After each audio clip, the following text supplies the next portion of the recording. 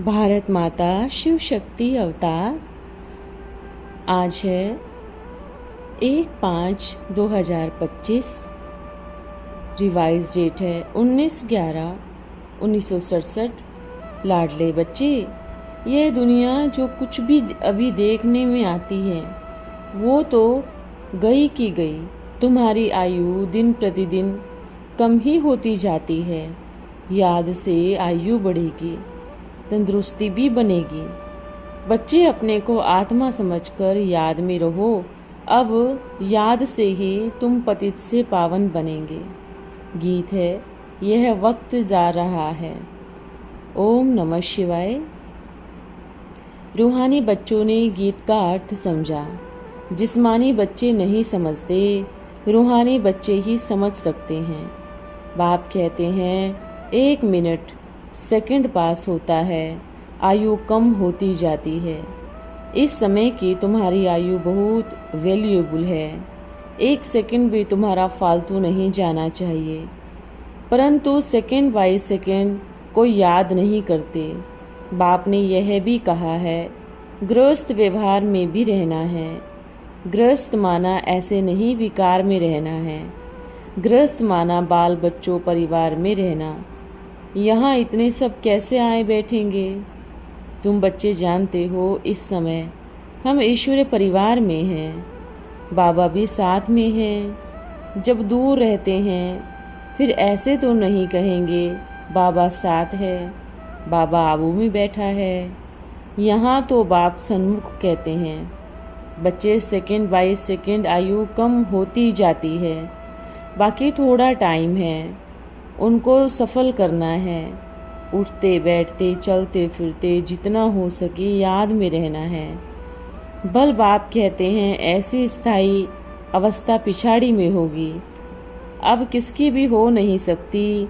भल कोई कितना भी पुरुषार्थ करे परंतु हो नहीं सकती।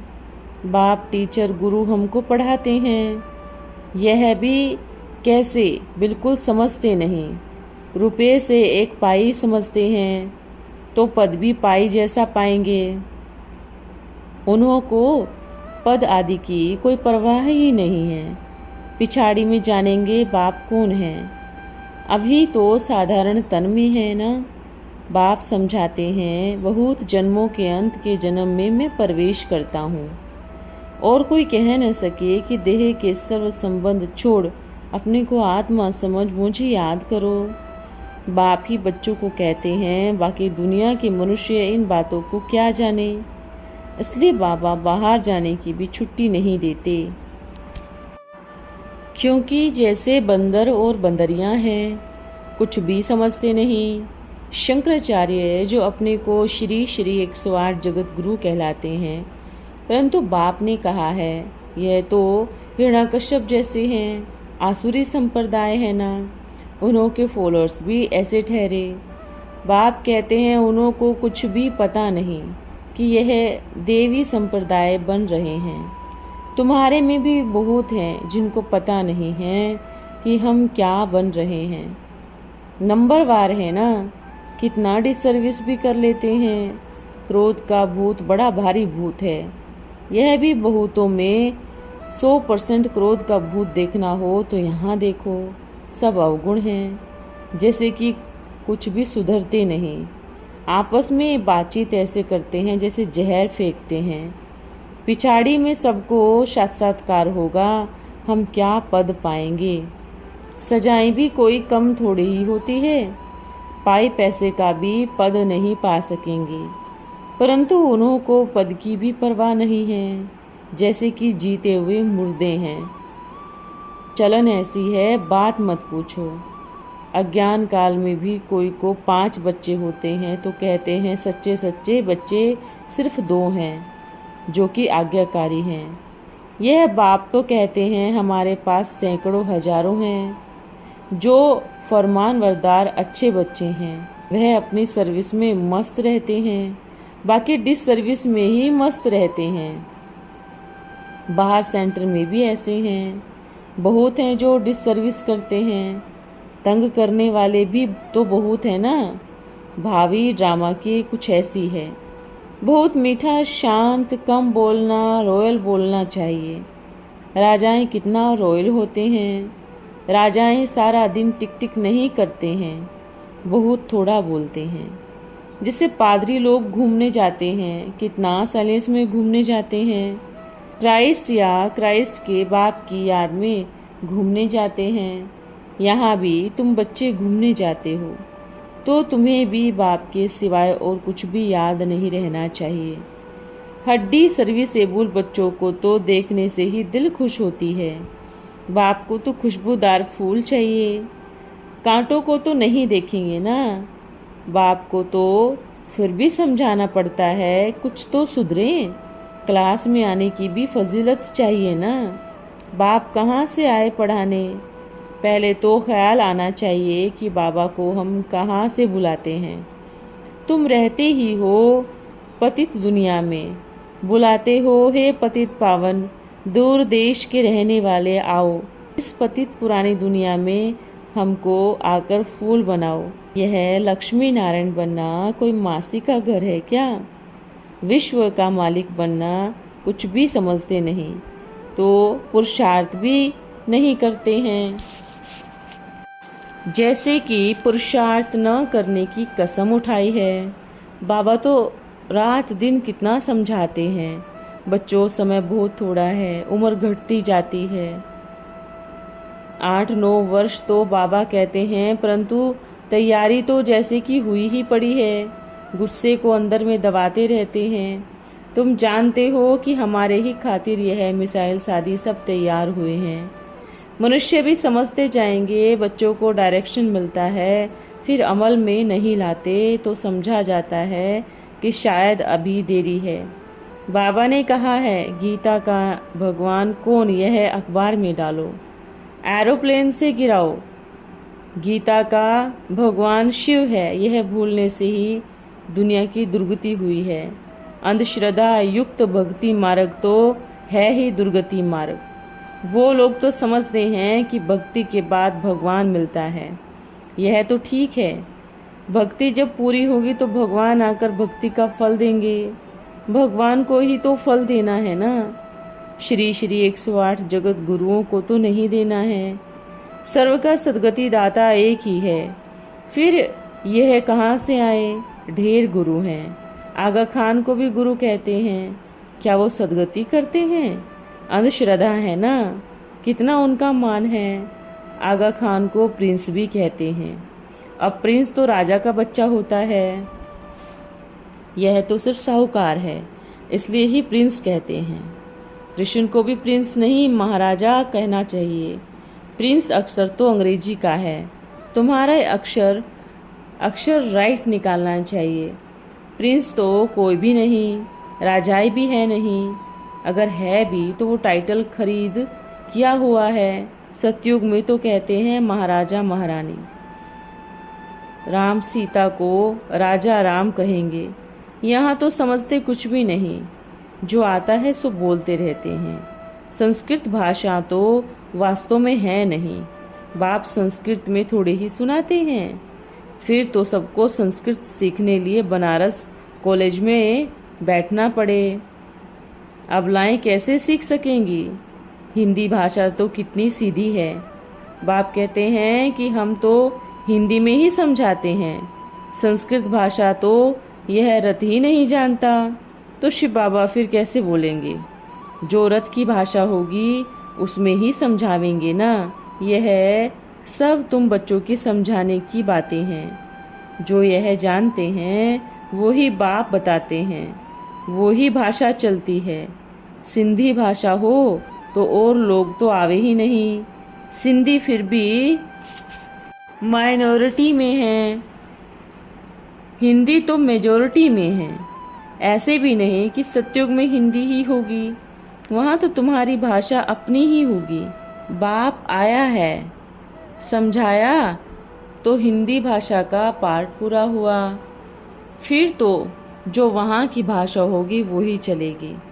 फिर राम राज्य में भाषा बदली हो जावे, ऐसा हो सकता है। शायद एक ही चलती हो, समय पर जो होगा सो देखा ही जाएगा। बाबा पहले से ही नहीं बताएंगे, तुम चलते चलो। यह तो जानते हो कि विनाश तो होना ही है। गाया भी जाता है कि राम गयो रावण गयो, कोई कोई अक्षर निकल आते हैं। देवी देवता धर्म भी प्राय लोप है, बाकी चित्र है। अब तुम बच्चों को समझ में आता है कि इतना समय कम है, हम डबल सिरताजधारी बने हैं। फिर इतना समय सिंगल ताज होगा, फिर 9 ताज। अभी तो जो भी थोड़ा है वो भी खत्म हो जाएगा। नाम मात्र टाइटल खरीद कर अपने को राजा कहलावे, यह भी कैंसिल हो जाएगा। कहेंगे हम नहीं देंगे, फिर कोई कर ही क्या सकते हैं। कायदों को तो फिराते ही रहते हैं ना, दिन प्रतिदिन नीचे गिरते ही रहते हैं।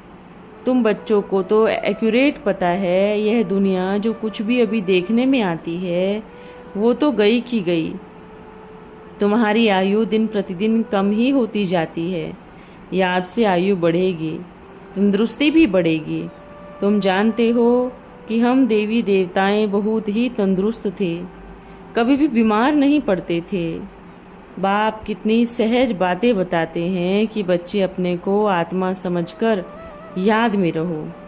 अब याद से ही तुम पतित से पावन बनेंगे। वो तो कह देते हैं कि गंगा पतित पावनी है, फिर कहते हैं कि पतित पावन सीताराम। एक बात पर ठहरते नहीं हैं। शास्त्र आदि बहुत पढ़े हुए हैं, परंतु अर्थ तो बुद्धि में कुछ भी नहीं है। सिर्फ कहते हैं कि शास्त्रवाद करो। तुम कहते हो कि शास्त्र तो सभी हैं ही भक्ति मार्ग के, हम तो शास्त्रों का नाम ही नहीं लेते, तो शास्त्रवाद हम कैसे कर सकते हैं। शास्त्रों को तो हम जानते हैं कि वो सब भक्ति मार्ग के शास्त्र हैं। हम जानते हैं, परंतु समझते भी हैं कि वो सारी भक्ति मार्ग की सामग्री है।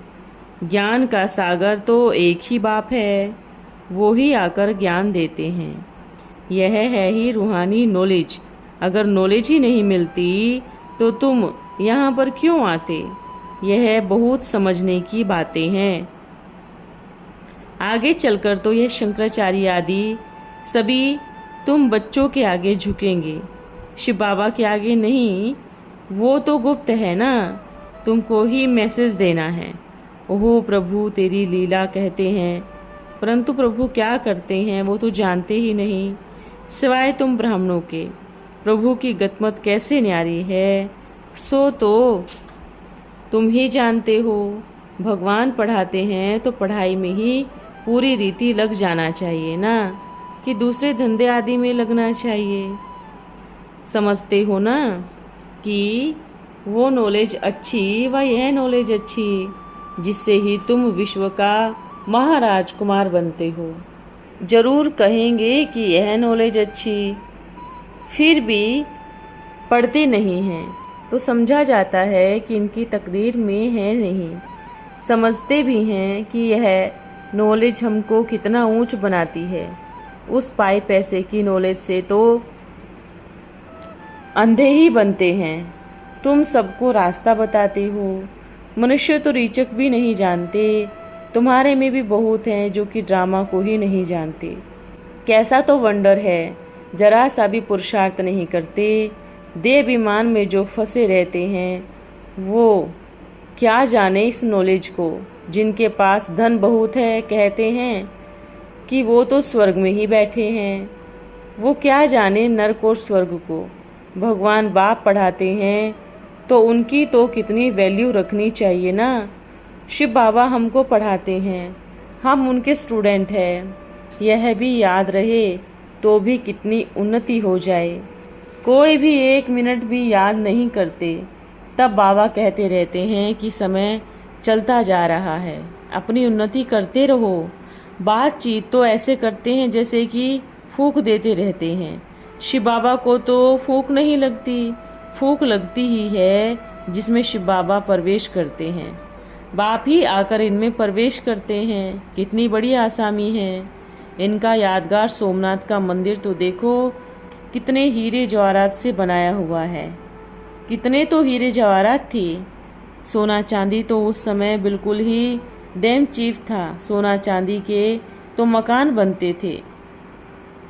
मंदिर से ही कितने जवाहर ले गए। मकानों में भी हीरे मोती जड़े हुए थे। दिल में ख्याल आता है कि क्या वो फिर होगा। हम अभी पुरुषार्थ कर रहे हैं विश्व का मालिक बनने के लिए। हमारे पास फिर कितना धन होगा। हीरो मोतियों से तो बच्चे खेलते होंगे। मंदिरों में हीरे जवाहरात लगाए तो जरूर महलों में भी होंगे। ऐसे विश्व का तो तुम मालिक बन रहे हो। कितनी स्थायी खुशी रहनी चाहिए। सुनने देखने से ही दिल ठार हो जाता है। हम मालिक थे फिर बन रहे हैं। तुम बच्चों को तो अथाह खुशी होनी चाहिए। अभी उतनी कपारी खुशी नहीं है। माया सामना करती रहती है। देह अभिमान भी बहुत आ जाता है। माया भी बड़ी रुस्तम से ही रुस्तम होकर लड़ती है। पहलवान ही तो पहलवान से लड़ेंगे ना। इसलिए बहुत खबरदार होकर रहना, गंभीर होकर रहना। माया तो तैयार ही बैठी रहती है। देखेगी कौन योग में पक्का होकर बैठा है, उसी पर झट वार करेगी। तुम खुद भी कहते हो कि पारे मिसल याद खिसकती रहती है। पद भी तो बहुत ऊंचा है ना। कौन यह पद पा सकेंगे। झट पता पड़ जाता है। अभी तुम समझते हो कि माया कितनी प्रबल है। कोई को भी ऐसे हरा लेती है जो कि एकदम ही फट से पड़ जाते हैं। इसमें कंपेनियन आदि की भी कोई बात नहीं। हमको तो देह सहित ही सभी कुछ भूलना है। कुछ भी याद नहीं रहे सिवाय एक बाप के। कंपेनियन बनाया तो उसकी ही याद में बैठ जाएंगे, भूल नहीं सकेंगे। यहाँ पर तो बाप कहते हैं कि सब कुछ भूलते ही जाओ। पिछाड़ी में तो कोई भी याद नहीं रहे तो ही प्राण तन से निकले। इतनी ऊंची मंजिल है। जरा भी याद आई तो रामचंद्र की तरह फेल हुआ। बाप युक्तियाँ तो बहुत बताते हैं परंतु अमल में अभी नहीं लाते। अच्छा, ओम नमः शिवाय। आज का वरदान है पास विद ऑनर भव। अपनी लगन में अग्नि की महसूसता आती है। ज्ञान द्वारा संस्कार परिवर्तन करते तो हो लेकिन उसमें समय लगता है। मिटा हुआ सा संस्कार फिर से कब प्रत्यक्ष हो जाता है। अब का समय है लगन की अग्नि में भस्म करने का। अग्नि को प्रज्वलित करने की कौन सी तीली है। दृढ़ संकल्प। मर जाएंगे मिट जाएंगे लेकिन करना ही है। संकल्प रूपी बीज और दृढ़ता रूपी सार संपन्न नहीं है। इस कारण जो फल की आश रखते हो वह पूर्ण नहीं हो पाता।